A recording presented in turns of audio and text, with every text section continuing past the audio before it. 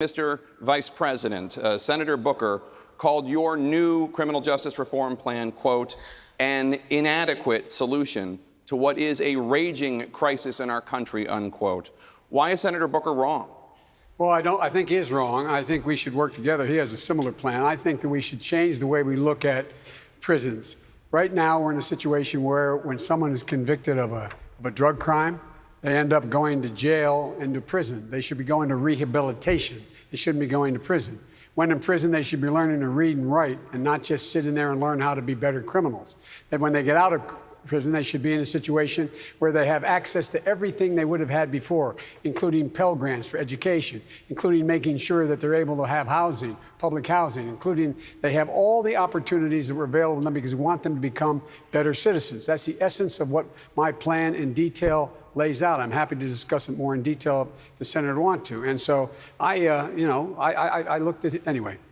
That's what I think my plan. I know what my plan does, and I think it's not dissimilar to what the senator said. We should be working together on getting things done. Senator Booker, your response? Well, my response is that this is a crisis in our country because we have treated issues of race and poverty, mental health and addiction with locking people up and not lifting them up. And Mr. Vice President has said that since the 1970s, every major crime bill, major and minor, has had his name on it. And sir, those are your words, not mine. And this is one of those instances where the House was set on fire and you claimed responsibility for those laws. And you can't just now come out with a plan to put out that fire.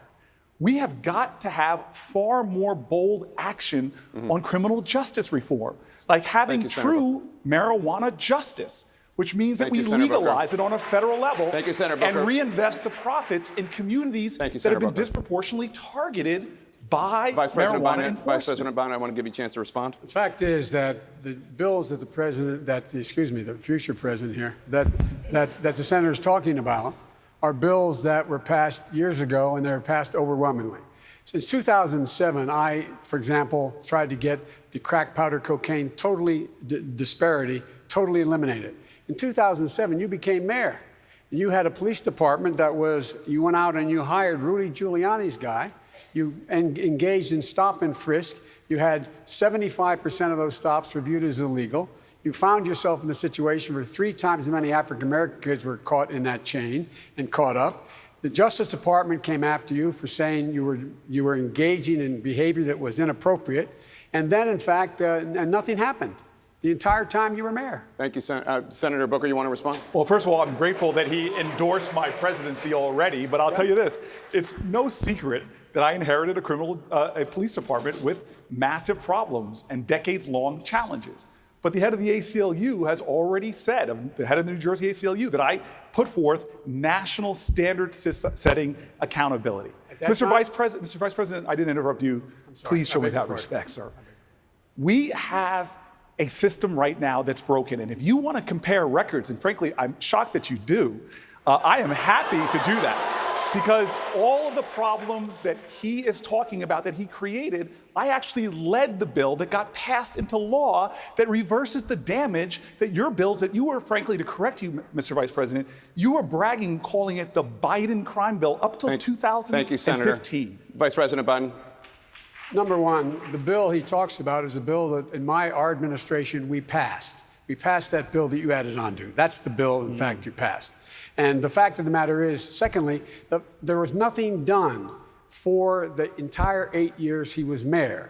There was nothing done to deal with the police department that was corrupt. Why did you announce in the first day a zero-tolerance policy of stop and frisk and hire Rudy Giuliani's guy in 2007 when I was trying to get rid of the crack cocaine disparity? Mr. Vice President, there's a saying in my community, you're dipping into the Kool Aid and you don't even know the flavor.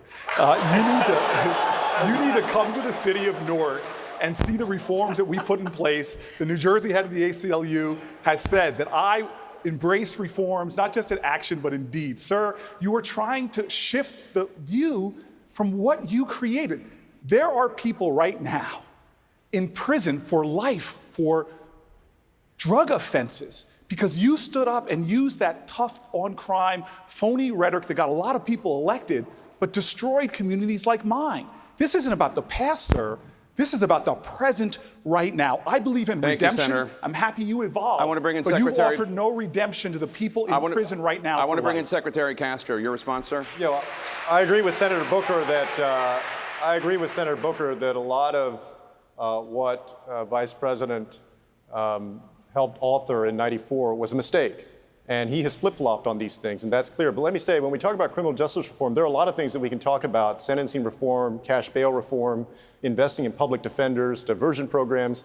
I'm proud that I'm the only candidate that has put forward a police reform plan, because we have a police system that is broken, and we need to fix it.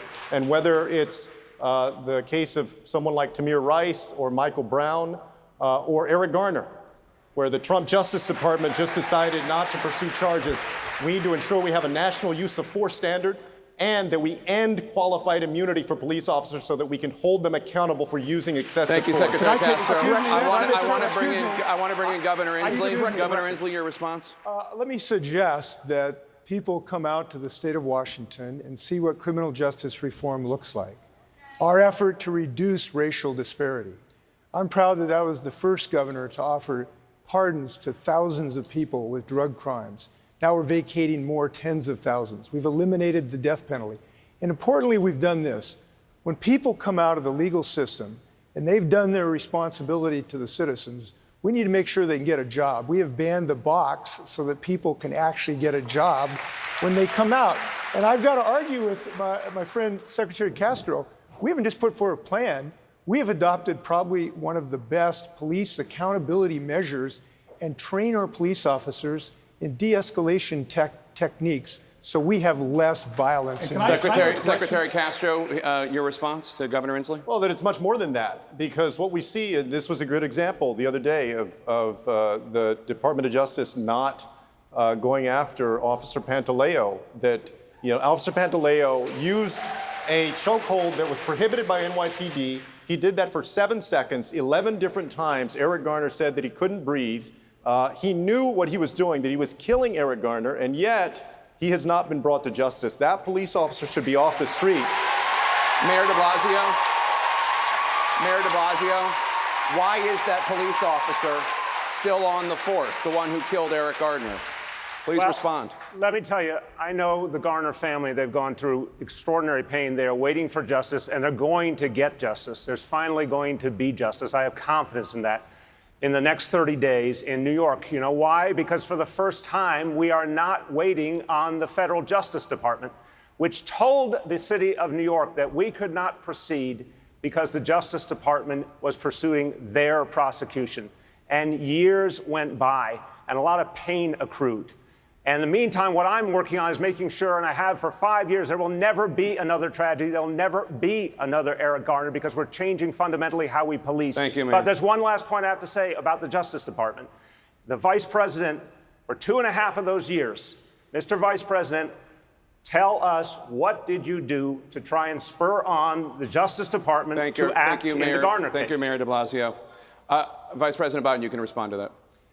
We did a lot. Number one, we made sure we reduced the federal prison population by 38,000 people, number one. Number two, we in fact insisted that we change the rules that police engage in. We provided for body cameras. We made sure that there were a lot of things that were changed in the process, but 38,000 people in the federal system were released under the system. And so the fact is that there's a lot we've done, but here's the deal. The fact is that we're talking about things that occurred a long, long time ago. And now all of a sudden, I find it fascinating. Everybody's talking about how terrible I am on these issues. Barack Obama knew exactly who I was. He had 10 lawyers do a background check on everything about me on civil rights and civil liberties, and he chose me, and he said it was the best decision he made. Thank you, Mr. Vice President. I'll take his judgment. Mr. Yang, your response? I speak for just about everyone watching when I say I would trust anyone on this stage much more than I would trust our current president on matters of criminal justice. We cannot tear each other down. We have to focus on beating Donald Trump in 2020. I want to share a story that a prison guard, a corrections officer in New Hampshire said to me. He said, we should pay people to stay out of jail because we spend so much when they're behind bars. Right now, we think we're saving money. We just end up spending the money in much more dark and punitive ways. We should put money directly into people's hands, certainly when they come out of prison, but before they go to prison. Thank you, Mr. Yang. I want to bring in Senator Gillibrand. You heard earlier Mayor de Blasio respond to Secretary Castro on the question of why the police officer who killed Eric Gardner is still on the NYPD. Was that response adequate? Please respond. No, he should be fired. He should be fired now.